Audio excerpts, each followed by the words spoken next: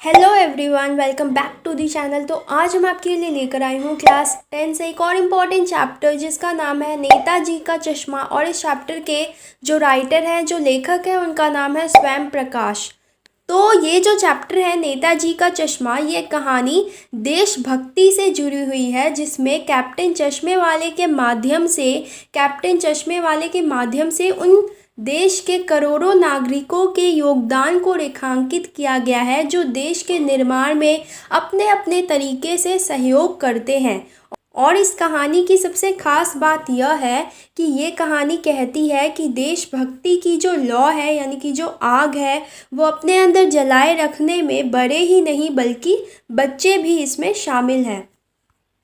तो कहानी कुछ ऐसे शुरू होती है। यहाँ पर जो लेखक है वो बताते हैं कि हालदार साहब को हर 15वें दिन उस कस्बे से गुजरना पड़ता था, क्योंकि हर 15वें दिन कंपनी को कोई ना कोई ऐसा काम होता था जिसके कारण हर 15वें दिन हालदार साहब को उस कस्बे से गुजरना पड़ता था। कस्बा उतना ज़्यादा बड़ा नहीं था जितने अक्सर कस्बे हुआ करते हैं। उस कस्बे में वैसे कुछ ही मकान थे जिन्हें पक्का मकान कहा जा सकता है, और जिसे बाजार कहा जा सके वैसा वहाँ पर केवल एक ही बाजार था। उस कस्बे में 2 स्कूल थे, जिनमें से एक लड़कों का स्कूल था और दूसरा लड़कियों का स्कूल था। उस कस्बे में एक सीमेंट का छोटा सा कारखाना भी था। वहाँ पर 2 ओपन एयर सिनेमा घर भी थे और एक ठो नगर पालिका भी थी। अब जहाँ नगर पालिका होती है वहाँ कुछ ना कुछ काम करती रहती है। उस कस्बे में कोई ना कोई काम चला ही करता रहता था, यानी जो नगर पालिका थी वो उस कस्बे में कोई ना कोई काम करवाती रहती थी। कभी वहाँ पर कोई सड़क को पक्की करवा दी जाती थी, कभी कोई पेशाब घर बनवा दिए जाते थे, यानी टॉयलेट्स बनवा दिए जाते थे, कभी कबूतरों के लिए घर बनवा दिए जाते थे, तो कभी वहाँ पर कवि सम्मेलन करवा दिए जाते थे। अब लेखक बताते हैं कि कस्बे की उसी नगर पालिका के किसी उत्साही बोर्ड के प्रशासनिक अधिकारी ने एक बार शहर के मुख्य बाजार के मुख्य चौराहे पर नेताजी सुभाष चंद्र बोस की एक संगमरमर की मूर्ति लगवा दी थी, यानी एक मार्बल की मूर्ति लगवा दी थी। तो जो कहानी लेखक हमें सुना रहे हैं वह कहानी भी उसी मूर्ति के बारे में है, बल्कि उसके एक छोटे से हिस्से के बारे में है। तो अब जो लेखक है वो हमें बताते हैं कि उनको पूरी बात तो पता नहीं, लेकिन उनको यह लगता है कि जो सुभाष चंद्र बोस की मूर्ति में कमी रह गई है उसके बहुत से कारण हो सकते हैं। जैसे जिसने भी सुभाष चंद्र बोस जी की मूर्ति बनवाई होगी उसको देश के सबसे अच्छे मूर्तिकारों की जानकारी नहीं रही होगी, या फिर हो सकता है कि अच्छी मूर्ति बनाने के लिए जो खर्च लगता है वो बजट में नहीं रहा होगा, जिसकी वजह से अच्छे मूर्तिकार को नहीं बुलाया गया होगा, क्योंकि वो अच्छा मूर्तिकार उनके बजट में नहीं आ रहा होगा।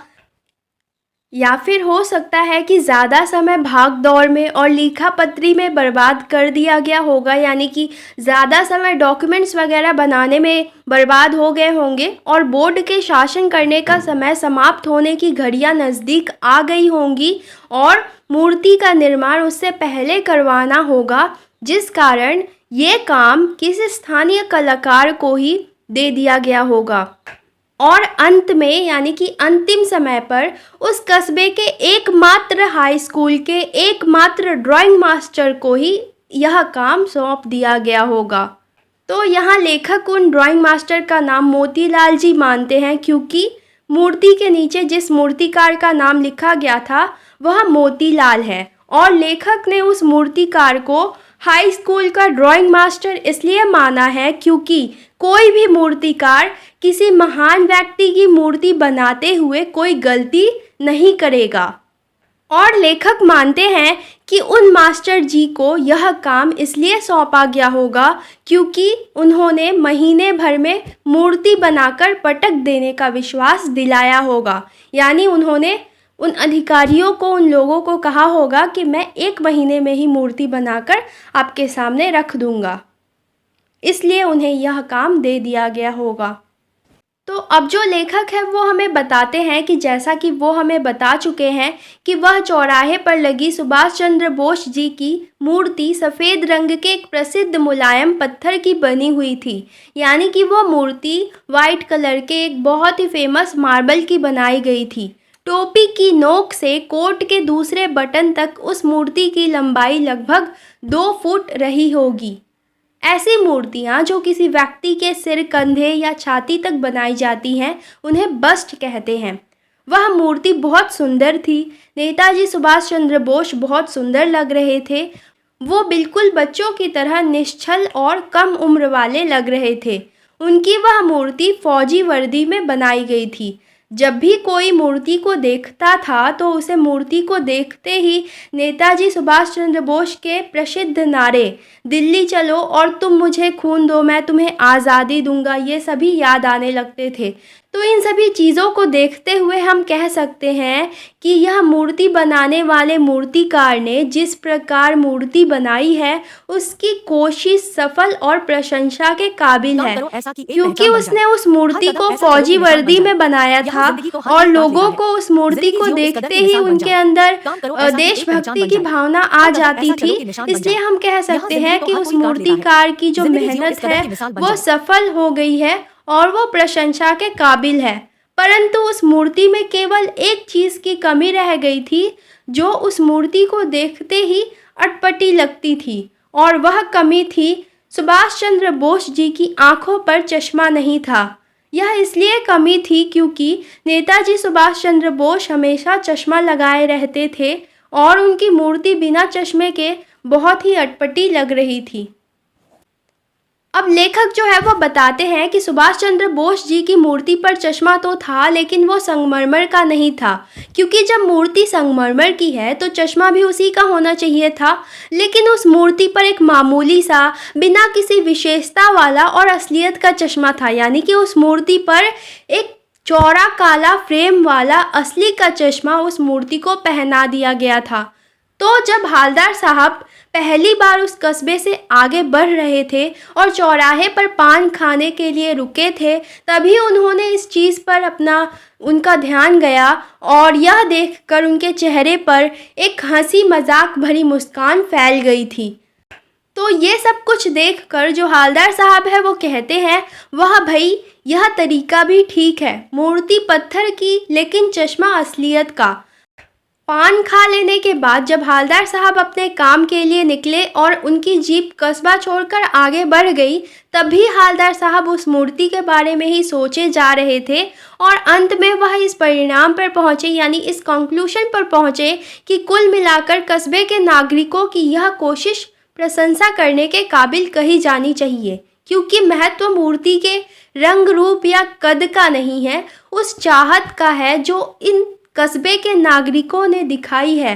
वरना तो देशभक्ति भी आजकल मजाक की चीज़ होती जा रही है।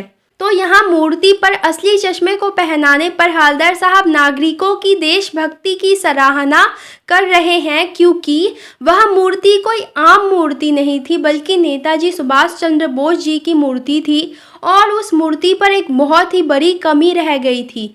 उस मूर्ति पर मूर्तिकार चश्मा बनाना भूल गया था, जो कहीं ना कहीं नेताजी का अपमान स्वरूप देखा जा सकता है, क्योंकि नेताजी ने आज़ादी की लड़ाई में अपना सर्वस्व त्याग कर दिया था, यानी अपना सब कुछ न्यौछावर कर दिया था, और उनकी छवि को उनके ही सादृश्य प्रस्तुत करना हर देशवासी का कर्तव्य है। यानी जैसा वो दिखते थे वैसा ही उनको दिखाना, वैसा ही उनकी मूर्ति या पिक्चर बनाना, ये हर देशवासी का कर्तव्य है। और कस्बे के नागरिकों ने भी अपने इसी कर्तव्य का निर्वाह करने की कोशिश की थी। यानी जो कस्बे के नागरिक थे उन्होंने अपने इसी कर्तव्य को पालन करने की उन्होंने कोशिश की थी, और उन्होंने क्या किया था कि मूर्ति पर एक असली का चश्मा पहना दिया था मूर्ति को। तो इसी चीज़ की वजह से जो हालदार साहब है वो इस घटना को देशभक्ति से जोड़कर देख रहे हैं। अब लेखक बताते हैं कि जब दूसरी बार हालदार साहब को किसी काम से कस्बे से गुजरना था तो उन्हें नेताजी सुभाष चंद्र बोस की मूर्ति में कुछ अलग दिखाई दिया। कहने का मतलब यह है कि हालदार साहब को दूसरी बार में नेताजी की मूर्ति में कुछ चेंज लगा, कुछ परिवर्तन लगा। जब हवलदार साहब ने मूर्ति को ध्यान से देखा तो उन्होंने पाया कि आज मूर्ति पर लगा हुआ चश्मा दूसरा था। जब पहली बार उन्होंने मूर्ति को देखा था तब मूर्ति पर मोटे फ्रेम वाला 4 कोने वाला चश्मा लगा था। अब तार के फ्रेम वाला गोल चश्मा था उस पर। तो ये सब कुछ देखकर हवलदार साहब की जो जिज्ञासा है वो और भी ज़्यादा बढ़ गई और इस बार वो उस पान वाले से ही बोल पड़े जिसकी दुकान पर वो पान खाया करते थे। वो बोले कि वाह भाई, क्या तरीका है, मूर्ति कपड़े नहीं बदल सकती लेकिन चश्मा तो बदल ही सकती है। कहने का मतलब यह है कि मूर्ति संगमरमर की है इसलिए कपड़े नहीं बदल सकती थी, लेकिन चश्मा तो असल है इसलिए उसे तो बदला ही जा सकता है। जिस पान की दुकान पर हवलदार साहब पान खाया करते थे उस पान वाले ने खुद अपने मुंह में पान ठूसा हुआ था, यानी पान भरा हुआ था। वह एक काला, मोटा और हमेशा खुश दिखने वाला आदमी था। तो हवलदार साहब का यह प्रश्न सुनकर वह आंखों ही आंखों में हंसा, क्योंकि उसके मुंह में पान भरा हुआ था। इस कारण वह अंदर ही अंदर हंसा, जिसकी वजह से उसका जो मोटा पेट था वो हिलने लगा। हवलदार साहब के प्रश्न का उत्तर देने के लिए वो पीछे घूमकर उसके दुकान के नीचे अपने मुंह में भरे हुए पान को उसने थूका और पान खाने के कारण हुई लाल काली बत्ती सी दिखाकर बोला कि यह सब कैप्टन चश्मे वाला करता है। हवलदार साहब उसके उत्तर को समझ नहीं पाए और फिर से पूछने लगे कि क्या करता है। पान वाले ने हवलदार साहब को समझाया कि चश्मा चेंज कर देता है। हवलदार साहब अब भी समझ नहीं पाए कि पान वाला क्या कहना चाहता है और वे फिर से पूछ बैठते हैं कि क्या मतलब, क्यों चेंज कर देता है। पान वाला फिर समझाते हुए कहता है कि ऐसा समझ लो उसके पास कोई ग्राहक आ गया होगा जिसको चौड़े चौकट वाला चश्मा चाहिए होगा, तो कैप्टन कहाँ से लाएगा, क्योंकि वह तो उसने मूर्ति पर रख दिया होगा। तो उस चौड़े चौकट वाले चश्मे को मूर्ति से निकालकर उस ग्राहक को दे दिया और मूर्ति पर कोई दूसरा चश्मा बिठा दिया। लेखक बताते हैं कि पान वाले के अच्छी तरह समझाने पर अब हवलदार साहब को सारी बात कुछ समझ में आ गई कि एक चश्मे वाला है जिसका नाम कैप्टन है। जब नेताजी सुभाष चंद्र बोस जी की मूर्ति संगमरमर की बन गई है और उस पर मूर्तिकार चश्मा बनाना भूल गया है तो ये चीज़ कैप्टन को अच्छी नहीं लगती, यानी कैप्टन को नेताजी की बिना चश्मे वाली मूर्ति अच्छी नहीं लगती। आप कह सकते हैं कि नेताजी की बिना चश्मे वाली मूर्ति कैप्टन के दिल को चोट पहुंचाती है। उसे ऐसा प्रतीत होता है मानो चश्मे के बिना नेताजी को परेशानी हो रही है, इसलिए वह अपनी छोटी सी दुकान में मौजूद थोड़े बहुत फ्रेमों में से एक नेताजी की मूर्ति पर फिट कर देता है। लेकिन जब कोई ग्राहक आता है और उसे वैसे ही फ्रेम की ज़रूरत होती है जैसा कैप्टन ने मूर्ति पर लगाया है और कैप्टन के पास उसी तरह का कोई दूसरा चश्मा नहीं होता है, तो कैप्टन चश्मे वाला मूर्ति पर लगा फ्रेम ग्राहक को दे देता है। और हवलदार साहब को यह भी लगता है कि संभव है कि जब कैप्टन नेताजी की मूर्ति से चश्मा हटाता है तो वह नेताजी से क्षमा यानी कि माफ़ी ज़रूर मांगता होगा। ऐसा हवलदार साहब को इसलिए लगता है क्योंकि जब वह नेताजी की मूर्ति पर चश्मा लगा सकता है तो वहाँ से चश्मा हटाते हुए उसे बुरा अवश्य लगता होगा, इसलिए वो नेताजी से माफ़ी ज़रूर मांगता होगा। लेकिन बाद में नेताजी की मूर्ति को दूसरा फ्रेम लौटा देता है। तो यह सब सोचते हुए हवलदार साहब के मुख से एक वाक्य निकलता है, वाह भाई खूब, क्या आइडिया है। लेखक बताते हैं कि हवलदार साहब को पान वाले की सारी बातें समझ में आ गई थी, लेकिन एक बात अभी भी उसकी समझ में नहीं आई थी कि अगर कैप्टन चश्मे वाला मूर्ति पर असली चश्मे लगाता है तो नेताजी का वास्तविक चश्मा कहाँ गया। अर्थात अगर मूर्ति संगमरमर की है तो चश्मा भी संगमरमर का होना चाहिए, तो फिर वह चश्मा कहाँ गया। यही प्रश्न हवलदार साहब पान वाले से पूछते हैं। अब तक पान वाला दूसरा पान अपने मुंह में ठूस चुका था। दोपहर का समय था। दुकान पर भीड़ भाड़ अधिक नहीं था, यानी दोपहर के समय में दुकान पर ज़्यादा भीड़ नहीं था। इसी की वजह से हवलदार साहब के प्रश्नों के उत्तर वह पान वाला दे रहा था। तो पहले की ही तरह वह पान वाला अपने मुंह में फिर से पान ठूसा हुआ था और फिर से वो अंदर ही अंदर हंसा और फिर से उसका जो मोटा पेट है वो हिलने लगा। इस बार फिर से उसने कट्ठे की डंडी फेंके, पीछे मुड़कर उसने पान के पीक नीचे थूकी और मुस्कुराता हुआ बोला कि नेताजी का वास्तविक अर्थात संगमरमर का चश्मा मास्टर यानी मूर्तिकार बनाना भूल गया। पान वाले के लिए यह एक दिलचस्प बात थी, लेकिन हवलदार साहब के लिए बहुत ही हैरान और परेशान करने वाली बात थी, क्योंकि कोई कैसे इतनी महत्वपूर्ण चीज़ भूल सकता है। अब हवलदार साहब को अपनी सोची हुई बात सही लग रही थी, क्योंकि मूर्ति के नीचे लिखा था मूर्तिकार मास्टर मोतीलाल, जो कि सचमुच उस कस्बे का एक अध्यापक था। तो यह सोचते ही अब हवलदार साहब उस मास्टर मोतीलाल के चश्मा न बनाने के कारण सोचने लगे कि क्या कारण हो सकता है कि वह नेताजी का चश्मा नहीं बना पाया होगा।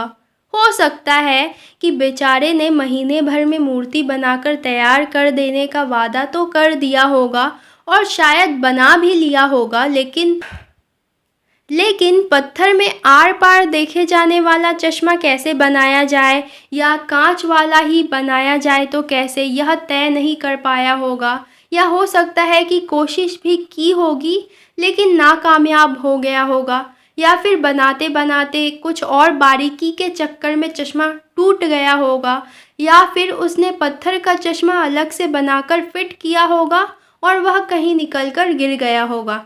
हवलदार साहब यह सब कुछ सोचते सोचते परेशान हो जाते हैं। अब लेखक बताते हैं कि हवलदार साहब को पान वाले की बातें और किसी मूर्तिकार का इस तरह मूर्ति बनाते हुए कुछ भूल जाना, यह सब कुछ बड़ा अनोखा और जिज्ञासा से भरा लग रहा था। अर्थात अब वे सारी कहानी जानने के लिए बहुत जिज्ञासु हो रहे थे। इन्हीं ख्यालों में खोए खोए वे पान वाले को उसके पान के पैसे चुकाकर चश्मे वाले की देशभक्ति के सामने आदर से सिर झुकाते हुए जीप की तरफ चले, लेकिन कुछ सोचकर फिर रुक गए और पीछे मुड़कर पान वाले के पास वापस जाकर पूछा, क्या कैप्टन चश्मे वाला नेताजी का साथी है या फिर आज़ाद हिंद फौज का कोई सिपाही? तो ऐसा हवलदार साहब ने इसलिए पूछा क्योंकि हवलदार साहब के मुताबिक आज के समय में नेताजी का इतना ख्याल या इतना देशभक्ति तो किसी ऐसे व्यक्ति की ही हो सकती है जो या तो नेताजी से जुड़ा हुआ हो या फिर आज़ादी की लड़ाई का कोई सिपाही हो। अब तक पान वाला नया पान खाने जा रहा था। अपने हाथ में पान पकड़े हुए पान को मुंह में 1.5 इंच दूर रोककर उसने हवलदार साहब को बड़े ध्यान से देखा, क्योंकि हवलदार साहब बहुत जिज्ञासा से कैप्टन चश्मे वाले के बारे में पूछ रहे थे। फिर उसने वही अपनी लाल काली बत्ती सी दिखाई और मुस्कुराता हुआ हवलदार साहब से बोला, नहीं साहब, वह लंगड़ा फौज में क्या जाएगा, वह तो एकदम पागल है, पागल। फिर इशारा करते हुए उसे दिखाते हुए बोला, वो देखो, वो आ रहा है, आप उसी से बात कर लो, उसकी फ़ोटो वोटो छपवा दो कहीं, जिससे उसका कोई नाम हो जाए या जिससे लोग उसे पहचानने लगे। तो हवलदार साहब को किसी देशभक्त का इस तरह से मजाक उड़ाया जाना बिल्कुल भी अच्छा नहीं लगा, परंतु जब वो पीछे मुड़कर देखे तो वो एकदम हैरान रह गए। उन्होंने देखा कि एक हद से भी ज़्यादा बुढ़ा कमज़ोर सा लंगड़ा आदमी, सिर पर गांधी टोपी और आंखों पर काला चश्मा लगाए, एक हाथ में छोटी सी लकड़ी की संदूक और दूसरे हाथ में एक बांस पर टंगे बहुत से चश्मे लिए अभी अभी एक गली से निकला था और अब एक बंद दुकान के सहारे अपना बांस टिका रहा था। उसे देखकर हवलदार साहब को बहुत बुरा लगा और वे सोचने लगे कि इस बेचारे की तो दुकान भी नहीं है, फेरी लगता है। हवलदार साहब अब और भी ज़्यादा सोच में पड़ गए। वो बहुत कुछ और पूछना चाहते थे, जैसे कि इसे कैप्टन क्यों कहते हैं, क्या यही इसका वास्तविक नाम है, लेकिन पान वाले ने पहले ही साफ बता दिया था कि अब वह इस बारे में कोई बात करने के लिए तैयार नहीं है, क्योंकि पान वाले ने कैप्टन की ओर इशारा करके हवलदार साहब को बताया था कि वो कैप्टन है और अब हवलदार साहब को जो कुछ भी पूछना है वो उसी से जाकर पूछ ले। इसी कारण अब हवलदार साहब पान वाले से भी कुछ पूछ नहीं सकते थे। लेखक बताते हैं कि हवलदार साहब का ड्राइवर भी परेशान हो रहा था, क्योंकि हवलदार साहब मुड़ मुड़ कर वापस पान वाले के पास जा रहे थे। उन्हें काम भी था। इस कारण हवलदार साहब बिना कैप्टन से मिले और कोई प्रश्न किए जीप में जाकर बैठकर चले गए। अगले 2 सालों तक हवलदार साहब अपने काम के सिलसिले में उस कस्बे से गुजरते रहते और नेताजी की मूर्ति पर बदलते हुए चश्मे को देखते रहते थे। उस मूर्ति पर हमेशा चश्मा जो है वो बदलता रहता था। जैसे कभी गोल चश्मा होता था तो कभी चौकोर, कभी लाल, कभी काला, कभी धूप वाला चश्मा, कभी बड़े कांचों वाला गोगो चश्मा, पर कोई ना कोई चश्मा होता ज़रूर था। कभी भी नेताजी की मूर्ति बिना चश्मे के दिखाई नहीं देती थी। वो जो दृश्य था वो हवलदार साहब को उनकी यह यात्रा में जिज्ञासा और खुशी के कुछ क्षण देने के लिए काफ़ी थे। सब कुछ ऐसे ही चल रहा था कि अचानक फिर एक बार ऐसा हुआ कि मूर्ति के चेहरे पर कोई भी कैसा भी चश्मा नहीं था। उस दिन पान की दुकान भी बंद थी। चौराहे की अधिकांश यानी कि बहुत सारी दुकानें बंद थी, जिस कारण हवलदार साहब इसका कारण नहीं जान पाए। उसके अगली बार भी जब हवलदार साहब उस कस्बे से गुजरे तब भी उस मूर्ति पर कोई चश्मा नहीं था, किंतु आज पान की दुकान खुली हुई थी, जिन कारण हवलदार साहब ने पहले तो पान खाया और फिर धीरे से पान वाले से पूछ लिया, क्यों भाई, क्या बात है, आज तुम्हारे नेताजी की आंखों पर चश्मा नहीं है? पान वाला हवलदार साहब की बात सुनकर उदास हो गया। उसने पीछे मुड़कर मुंह का पान नीचे थूका और सिर झुकाकर अपनी धोती के सिरे से यानी धोती से अपनी आंखों में आए आंसू को पोंछता हुआ बोला, साहब कैप्टन मर गया। और अब इससे ज़्यादा हवलदार साहब कुछ नहीं पूछ पाए, क्योंकि अब उन्हें अपने प्रश्नों के उत्तर मिल गए थे। कुछ पल तो वो चुपचाप वहीं पर खड़े रहे, फिर पान के पैसे चुकाकर जीप में आ बैठे और वहां से अपनी मंजिल की ओर चल पड़े। अब लेखक बताते हैं कि जब हवलदार साहब को कैप्टन के मर जाने के बाद बिना चश्मे की नेताजी की मूर्ति देखने को मिलती तो वो बार बार सोचते कि क्या होगा उस राष्ट्र का जो अपने देश की खातिर अपना सब कुछ, घर गृहस्थी, जवानी, जिंदगी दांव पर लगा देते हैं। यानी जो लोग अपने देश की खातिर अपना सब कुछ, अपना घर गृहस्थी, जवानी, जिंदगी सब कुछ अपना दांव पर लगा देते हैं और आज की पीढ़ी उन पर हंसती है और वो इसी के मौके ढूंढती है कि कब उनका किसी तरह से फ़ायदा हो। सोच सोच कर हवलदार साहब दुखी हो गए। 15 दिन बाद जब फिर से वह काम के सिलसिले में उस कस्बे से गुज़र रहे थे, तब कस्बे में घुसने से पहले ही उन्हें ख्याल आया कि कस्बे के बीचों बीच में जो नेताजी सुभाष चंद्र बोस की मूर्ति है वह वहीं पर होगी, लेकिन उसके आंखों पर चश्मा नहीं होगा, क्योंकि जब मास्टर ने मूर्ति बनाई थी तब वह चश्मा बनाना भूल गया और उसकी इस कमी को कैप्टन पूरा करता था। लेकिन अब तो कैप्टन भी मर गया है।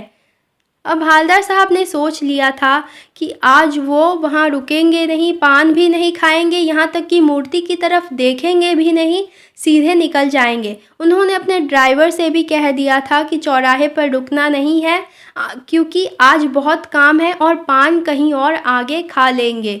लेकिन हर बार की आदत के कारण, आदत से मजबूर, चौराहा आते ही आंखें मूर्ति की तरफ उठ गई।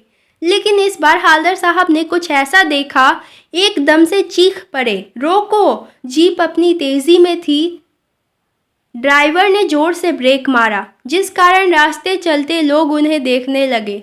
अभी जीप सही से रुकी भी नहीं थी कि हवलदार साहब जीप से कूदकर तेज तेज कदमों में मूर्ति की तरफ चल पड़े और उसके ठीक सामने जाकर सावधान अवस्था में खड़े हो गए, यानी अटेंशन में खड़े हो गए। मूर्ति की आंखों पर सरकंडे से बना छोटा सा चश्मा रखा हुआ था, जैसा बच्चे अक्सर खेल खेल में बना लेते हैं। यह देखकर हवलदार साहब भावुक हो गए। इतनी छोटी सी बात पर उनकी आंखें भर आईं। तो यहाँ अंत में सरकंडे से बने चश्मे को नेताजी सुभाष चंद्र बोस जी की आंखों पर देखकर हालदार साहब का भावुक होना यह दर्शाता है कि देशभक्ति उम्र की मोहताज नहीं होती। हालदार साहब को लगा था कि कैप्टन के जाने के बाद शायद ही कोई नेताजी के चश्मे का मूल्य जान पाएगा, लेकिन जब बच्चों ने नेताजी के चश्मे का मूल्य जाना तो हालदार साहब भावुक हो गए, क्योंकि अभी इस पीढ़ी में भी देशभक्ति की भावना जिंदा है और हमें भी अपने आने वाली पीढ़ी को आज़ादी के लिए अपना सर्वस्व त्याग करने वाले वीरों की कहानियाँ सुनानी चाहिए और उनका सम्मान करना भी उन्हें सिखाना चाहिए। तो दैट्स इट, ये था हमारा चैप्टर नेताजी का चश्मा। आई होप आप लोगों को समझ में आ गया होगा। तो वीडियो पसंद आई हो तो एक लाइक कर देना और चैनल को अभी तक सब्सक्राइब नहीं किया है तो कर देना। प्लीज़ चैनल को सब्सक्राइब कर देना, क्योंकि आप में से बहुत कम ही लोग हो जो इस चैनल को सब्सक्राइब करते हो, तो प्लीज़ सब्सक्राइब करके ही जाना। तो मिलते हैं आपसे नेक्स्ट वीडियो में एक और नए चैप्टर के साथ। तब तक के लिए जय हिंद, जय भारत। हंसते रहिए, खुश रहिए।